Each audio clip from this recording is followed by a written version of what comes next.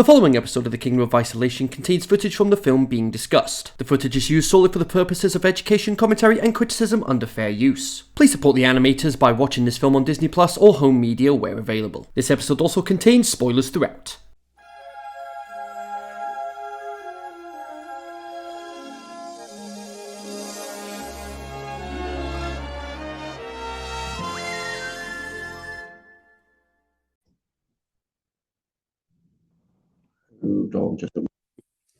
There we go. Hello, my fellow Disney fans, and welcome to the Kingdom of Isolation. When times of trouble, why not celebrate the magic of Disney? I'm Kenzie Retro, and today we are we're not necessarily heading back to Pixie Hollow, but we're going to be back with Tinkerbell once again as we look at the latest adventure from her spin-off franchise, Tinkerbell and the Great Fairy Rescue, released in 2010. Now, this is a gentle story about curiosity, kindness, and what happens when magic is carried far from home. Unlike the other tales in the franchise, this one didn't unfold in Pixie Hollow. Instead, Tinkerbell finds herself on the mainland, separated from her community, her seasons, and everything familiar, because this is her first summer on the mainland. Exciting times. So, when she's discovered, she isn't met with cruelty, but fascination instead. And in that quiet space between wonder and misunderstanding, something unexpected begins to grow. Trust. All part of that whole faith, trust, and pixie dust thing. And this is a story about being truly seen when you're feeling a bit out of place. And about friendship found beyond the borders of home. And about how even when magic is removed from where it belongs, it still finds a way to shine. So settle in, take a breath, and let's visit a story where belief travels further than wings ever could. Disney was hoping to secure a nomination for Best Animated Feature with a wider theatrical release with this entry in the franchise, although this move did prove to be unsuccessful.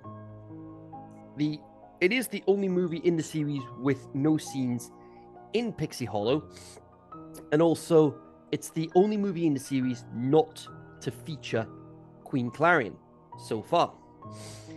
The Serbian made-for-television dub of this movie in the series is very distinct from others for many, many reasons.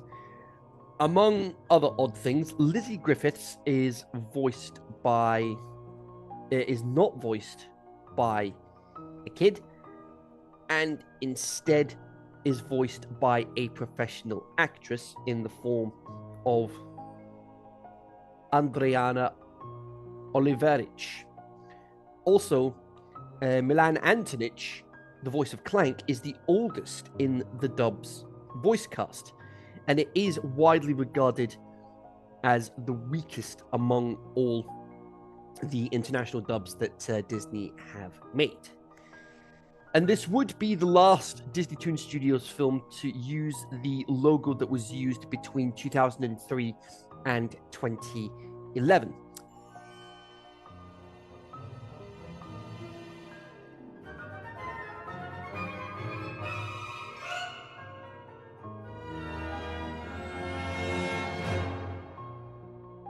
As starting with Secret of the Wings the following year, the Disney Toon Studios logo would be ultimately updated with a new type of label for the production and without Mickey Mouse in the mascotless logo.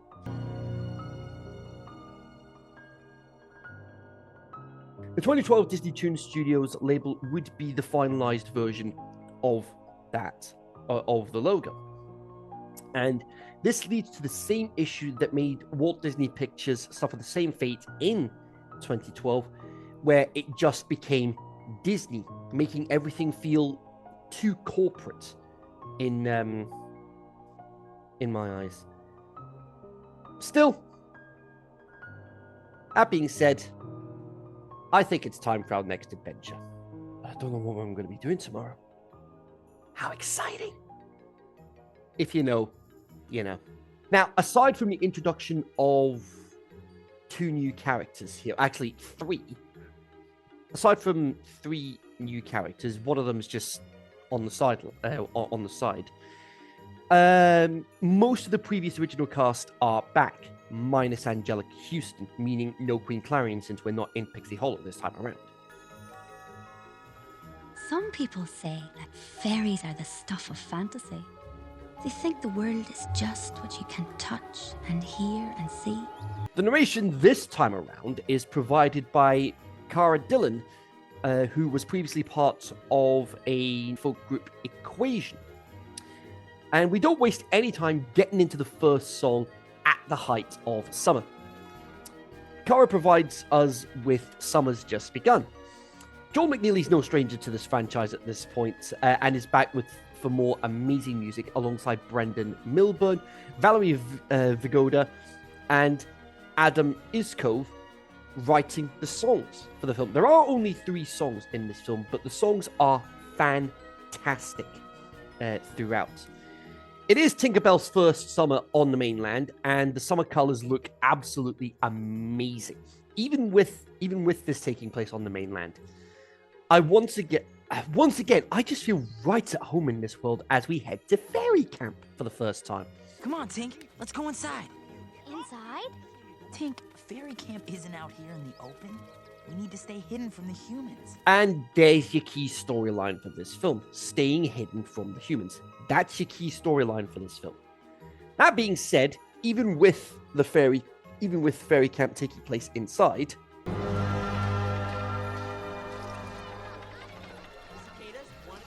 Tinkerbell's Wonder pretty much says it all, really. It's still technically inside the tree, but they don't have to worry about being spotted. Tinkerbell is reunited with Blaze, that adorable little firefly from Tinkerbell and the Lost Treasure, top right of your screens. And the ever-amazing Celtic music continues to help me feel right at home. Terence heads off to deliver pixie dust to the rest of the fairy camps, while Tinkerbell tries to go and find lost things to tinker with. Hold on, little Miss Spare Parts. And here comes, to this point, my least favorite character in the franchise, Vidya. And her original voice actor from the first film is back as well, that being Pamela Adlon. She did appear in Tinkerbell and the Lost Treasure, but it was an uncredited role at the time. We see some humans driving by, and the fairies are warned about this thanks to a horn signal indicating they need to hide. And of course, Tinkerbell doesn't do this. And this is where we're introduced to Lizzie Griffiths, voiced by Lauren Moat, who's also voiced in the Ni no Kuni and Dragon Quest video game franchises. Then we get her father, Dr. Griffiths, voiced by Michael Sheen, who portrayed the legendary Chris Tarrant for the TV drama adaptation of the stage play Quiz, based on the coughing scandal involving Charles Ingram. He also has a Primetime Emmy nomination for his name for portraying Tony Blair in The Special Relationship, as well as portraying him in The Queen, starring Oscar winner Dame Helen Mirren, and also portrayed Aero in The Twilight Saga. Twilight fans, let me know if I'm pronouncing that wrong in the comments. This, my dear, is exactly why Tinkers shouldn't come to the mainland. Once again, Vidya's antagonistic behaviour silenced quite cathartically. And then Lizzie spots the butterfly we saw earlier, leading to this exchange. The wings have 2 entirely different patterns. Well, that's nearly impossible. Well, I guess that's just the way the fairies decided to paint it. Proof that Lizzie does believe in fairies. Oh, she does. She does. Again, if you know, you know. Dr. Griffiths has to head back to the museum while Mrs. Perkins looks after Lizzie. Mrs. Perkins is voiced by Faith Prince, And Lizzie spends time outside building a little fairy house, all while beautiful, whimsical music plays in the background. Back with Tinkerbell. Maybe if you spent less time causing disasters, you wouldn't have to help everybody so much. Again, Vidya, what is your beef with Tinkerbell? Seriously, what is your beef with her? They find the fairy house, which takes Tinkerbell's breath away. And hey, look, I'd be in the same position. It genuinely would do the same to me. Vidya spots Lizzie and tries to get into the house, but the welcome mat blocks the door. Tink is spotted by Lizzie in the fairy house. Tink is like a nickname that Tinkerbell has. So sometimes I'll call her Tinkerbell, sometimes I'll call her Tink going forward. She's spotted by Lizzie in the fairy house, confirming to Lizzie that fairies are indeed real. She takes the fairy house inside while Vidya tries to find a way in. Dr. Griffiths has the butterfly from earlier inside a jar with the plan of taking it to London, much to Lizzie's disappointment. This leaves Lizzie determined to protect Tink as much as possible, including from her cat, Mr. Twitches. The box Lizzie plays with has oatmeal written on it, but in the UK, oatmeal is called porridge. So the box would have had porridge oats on the side instead. Localization, ladies and gentlemen. Oh, don't worry, little fairy. Mr. Twitchers won't bother you as long as you're in there. Naughty cat. You're going outside. Mr. Twitches, you are a bad kitty! You are a very bad kitty! Tink tries to get out of the cage with no success as it starts clouding over and it starts raining. Fantastic. And of course, fairies can't fly in the rain, no matter how hard they try to dodge the raindrops. Because it does affect Vidya getting back to fairy camp. She alerts everyone to what's happened, leading to Bobby and Clank coming up with an idea. TLDR, We're gonna build a boat! smart thinking. The rain does indeed get heavier, but help has arrived to make the boat happen. Ow. Ow. Ow. Maybe making a thimble would be useful so you don't prick yourself when you're sewing, Bobble. Back with Tink, Lizzie assures her she doesn't need to be scared and just wants to be her friend, and that she loves fairies.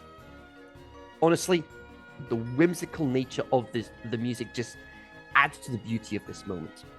Lizzie shows Tink some of the drawings she has, and they both become friends afterwards. Lizzie's father brings field journals, including a blank one for Lizzie to have. Here is a blank field journal. You're very talented, my darling. I'm sure you'll be able to fill it with your own scientific research. Tinkerbell says she needs to go, so Lizzie opens the door, but because of the rain, Tinkerbell decides to stay. The rest of the fairies sail towards where she is. Lizzie and Tinkerbell continue getting to know each other, leading to Lizzie doing research on fairies, thanks to Tink and her experience in Pixie Hollow. And this is all while my favorite song of the franchise so far plays, How to Believe. And I'm not even ashamed to say I get misty-eyed every time I listen to it. I mean, I actually got misty-eyed just listening to it this morning before recording this episode today.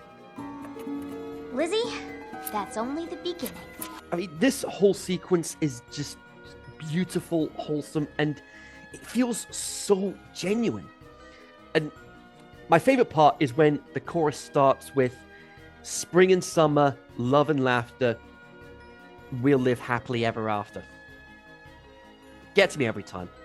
Especially when I first heard it while it was on in the background of a family fun day that I was at a few years ago.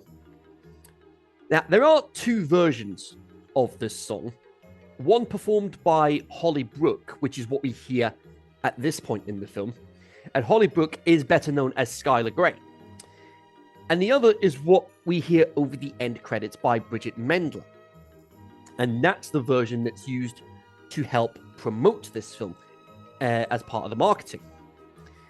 Now, if there was ever a song to recapture the magic of childhood, this is it right here. This is it right here.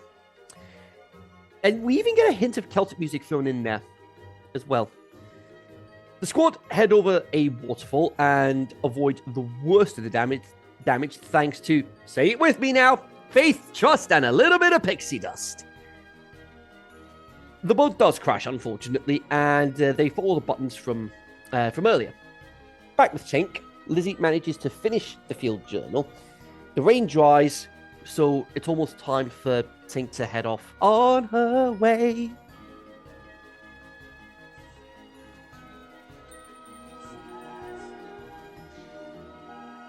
I'll never forget you, Tinkerbell. Honestly, tender moments like this never fail to get me all misty-eyed. The music here is also really tender and beautiful. Kudos to Joel for understanding the assignment. Something I'm noticing as well is that we are getting more consistency here with this franchise than we are with some of the other Disney Toon Studios films. Because a lot of the Disney Toon Studios films, some are good, some not so much. And then you have that very special group of just absolute abominations.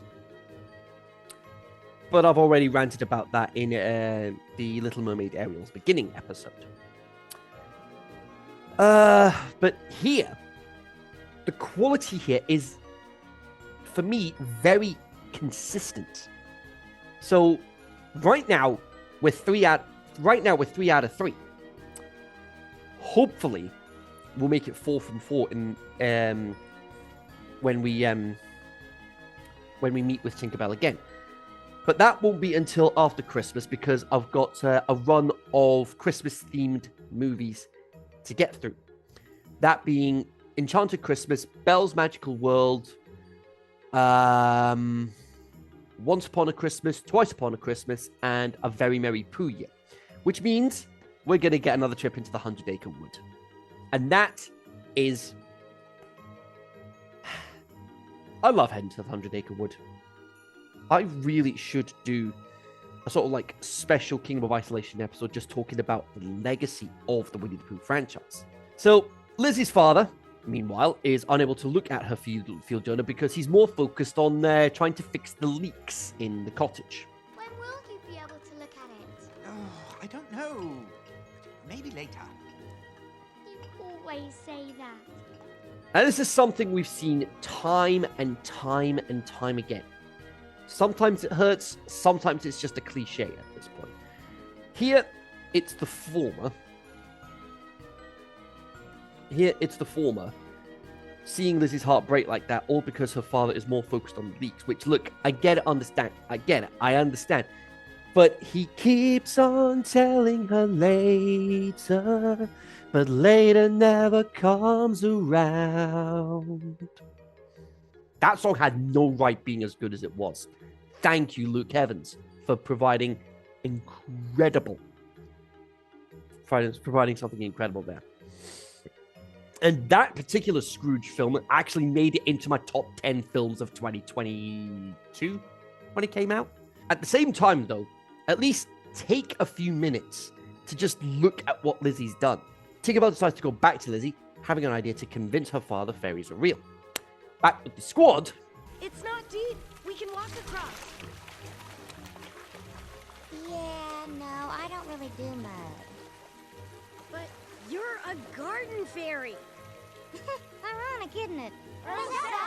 Vidya ends up getting stuck, leading to Bobby and Clank getting a rescue device, leading to the rest of the fairies trying to help her. And that, in turn, leads to a bit of a heart-in-your-mouth moment as they almost get run over.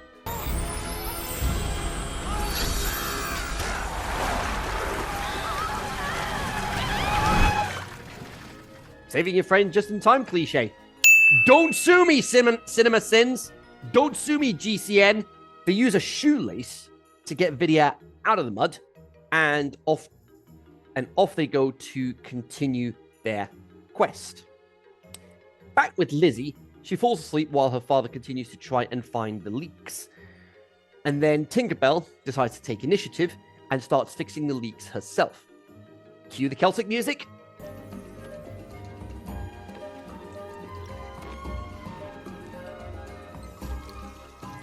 She manages to fix the leaks and frees the butterfly in the process.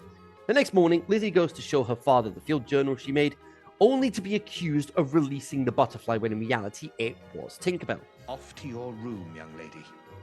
I'm very disappointed in you. Okay. That went well. I haven't addressed this issue yet, but we're going to address it now.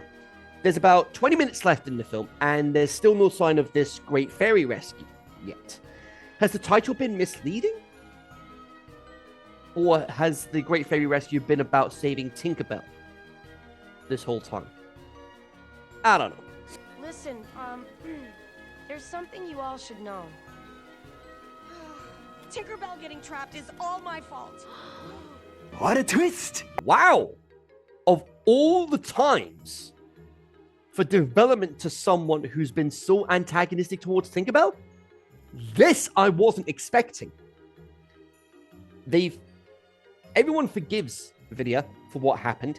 They reach Lizzie's house, whose father still doesn't believe her. Lizzie wishes that she was a fairy like Tinkerbell, which I find really, really sweet. Tinkerbell then gives Lizzie some pixie dust, allowing her to fly, leading to Tink teaching Lizzie how to do just that. I'm flying! Whoa! Look at me! Wait, I'm a fairy! Oh, wow!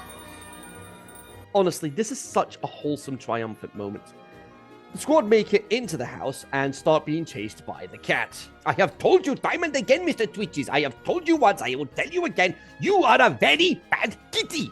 Some of Clank's pixie dust is used on the crockery to build a bridge, only for Mr. Twitches to start chasing them, and chaos unfolds, leading to the use of catnip to help calm Mr. Twitches down. That is a very good kitty. Lizzie finally manages to get to show her father her journal. I just wish it was under more harmonious circumstances. Her father's had enough and starts removing everything fairy related from Lizzie's room, causing Tinkerbell to snap and finally show herself.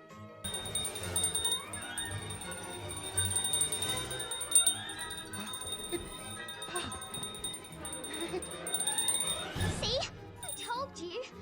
I'm not even gonna ask what was said, but it's probably for the best that it was just bells and not her shouting at him, because it's probably expletives.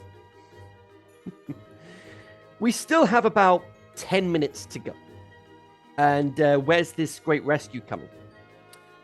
Or has the rescue been about saving Tinkerbell the whole time? Be the discovery of the century. Vidya? Get out of the way! Vidya saves Tinkerbell only to end up in the jar and off to the museum. And this has to be where the great rescue comes in. Less than 10 minutes to go. I'm a bit disappointed with how misleading the title was. Here's what could have happened. Vidya saves Tinkerbell much sooner, still ends up in the jar and off to the city, to the museum, leading to Tinkerbell and her friends heading there to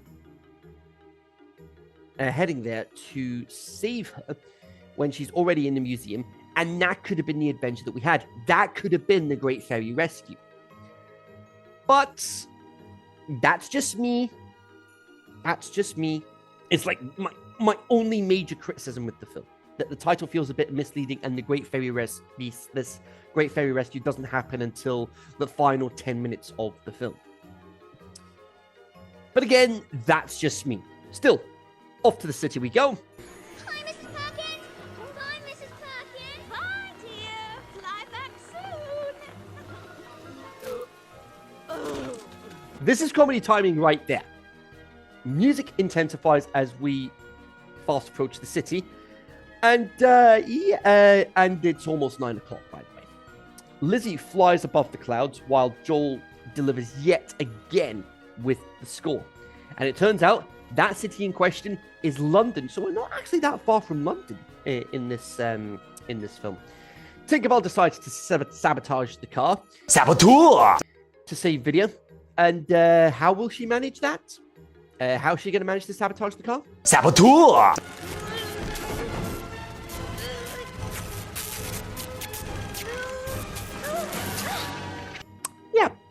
That's how. Dr. Griffith still has the jar in hand, and Lizzie makes it just in time. He promises not to doubt her again, leading to him flying with her and moving the clock hands on Big Ben to chime for 9 o'clock. And they fly back to the cottage, and the fairies have a tea party with Lizzie and Dr. Griffiths. Don't even think about it. Great to see Tinkerbell and Video on the same page now. And then we get Bridget giving us her rendition of How to Believe over the end credits. And I love the touch of the crayon drawings to highlight the key moments of the film as well throughout these closing credits. No joke, I listened to this song multiple times while writing this episode and got emotional every single time that I listened to it. And that's when you know a song like that is going to stay with you long after the credits roll. Cara Dillon also gives us Come Flying With Me over the end credits as well, giving us a very satisfying ending to another wonderful adventure with Tinkerbell. What are the scores going to say? Let's find out. The story, I'm going to give an 8.5. While the adventure is undeniably charming and the emotional payoff is strong, the title feels somewhat misleading, as much of the anticipated rescue doesn't occur until the very end. For most of the film, the focus remains on Tinkerbell and her immediate predicament rather than a grand rescue mission. This late reveal does dampen expectations set by the title for me, but the journey itself is still enjoyable and well executed, making up for the narrative misdirection, with heartfelt moments and memorable music. The characters, I'm going to give a 10. The characters truly shine in this film, and they absolutely deserve that well-earned 10, especially due to the depth and development of the relationships at its heart of the film. The bond between Lizzie and Tinkerbell is beautifully portrayed, rooted in trust, curiosity, and mutual understanding. Almost said misunderstanding there. Oops. Lizzie's unwavering belief in fairies, contrasted with her father's skepticism, creates a compelling dynamic that drives much of the emotional narrative. As the story unfolds, Dr. Griffith's gradual transformation from a rational, somewhat distant parent to a supportive and open-minded father adds real warmth to his characterization. The scenes highlighting Lizzie and her father's reconciliation, catalyzed by Tinkerbell's presence, are some of the film's most touching moments. Altogether, these relationships not only anchor the adventure, but also provide genuine emotional resonance, making the characters and their connections both memorable and deeply affecting. The visuals, I'm also going to give a 10. The film dazzles with its vibrant summer color palette, painting every scene with warmth and liveliness. From the golden hues in the meadows to the rich greens and sparkling blues in the skies above London, and the cottage as well. Each frame is visually arresting and bursting with energy. The animation captures the essence of the summer perfectly, immersing viewers in a world that feels both magical and very inviting, and making the adventure all the more engaging and memorable. The soundtrack, I'm going to give, once again, another faultless 11. The soundtrack is an absolute triumph, and it deserves that 11 for its emotional resonance and lasting impact. While the film's score wonderfully complements the adventure, it's Bridget's rendition of How to Believe that truly stands out as the heart of the soundtrack. This song encapsulates the film's themes of hope and wonder, and its placement over the end credits, paired with those touching crayon drawings, elevates the experience to something unforgettable. The music lingers long after the credits roll, making the soundtrack not just an accompaniment, but a very defining highlight of the film. Been a while since I've said this. Can you tell I love my film soundtracks? It has been a while since I've been able to say that. Can you guys tell I love my film soundtracks? I've actually got something to show you guys in the next episode. But we'll worry about that later. And finally, the legacy, I'm going to give an 8 this time around. This film leaves a notable legacy reflected in its solid 70% rating on Rotten Tomatoes, which is a bit of a drop from the perfect 100% we got last time around with The Lost Treasure. The box office earnings of $10.87 million, which, while modest compared to its $30 to $35 million budget, mark it as slightly more successful than the previous 2 installments of this franchise. And its enduring appeal is further evidenced by the release of another Nintendo DS game, continuing the tradition started by its predecessors and broadening its reach to younger audiences. Collectively, these elements secure the film's place as a memorable and impactful entry in the Tinkerbell series, cherished by fans and newcomers like myself alike. So, the score, once again, another 95%. So it is level with The Lost Treasure, but because of the fact that it had 100% on Rotten Tomatoes, Lost Treasure is still going to be ahead of The Great Fairy Rescue. And that on top of the fact that The Great Fairy Rescue, again, as I mentioned, the title a bit misleading, but despite that, it is another amazing adventure. So once again, it's inside the top 10, and it has so amazingly, we have got 4 Peter Pan films inside the top 10, and 3 of them are the first 3 Tinkerbell films we've looked at so far. So we're gonna take a small break from the Tinkerbell franchise for now. We're going to take a small break from the Tinkerbell franchise for now because we have got a run of Christmas films to get through, hence why I've got the Christmas jumper on right now. But we'll worry about those We'll worry about those in the next episode. So, can I recommend this one? Of course I can recommend this one, especially if you want to recapture the magic of childhood with a film like this. This is... What can I say that I haven't already said? So, yeah, I'm definitely recommending this one. Because I think, for me, just for how much I love How to Believe, even though I've got Lost Treasure ahead of it, this one still ranks for me as my personal favorite entry in the franchise so far. And that is it for this episode of the Kingdom of Isolation. If you enjoyed this episode, hit the thumbs up. And if you want to be part of the Kingdom of Isolation yourself, you can hit the subscribe button down at the bottom, click the bell, and turn on notifications so you don't miss when an episode goes live on this channel. I have got a passes page as well, where you'll get to see some uncut episodes of the Kingdom of Isolation, as well as the movie soundtracks returning for 2026.